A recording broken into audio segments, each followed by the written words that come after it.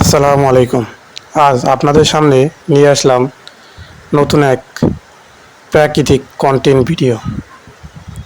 বৃষ্টি আল্লাহর প্রাকৃতিক রহমত স্বরূপ, আল্লাহর দান।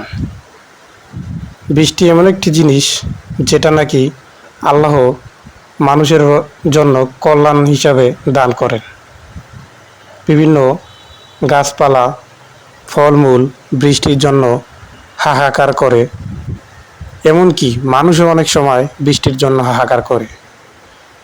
তেমন সময় আল্লাহ পাক বৃষ্টি সৃষ্টি করে বৃষ্টি পাঠিয়ে আমাদেরকে অনেক লাভবান করেন এবং আমাদের ফলমূল গাছপালা অনেক ভালো হয়, ভালো ফলন হয়।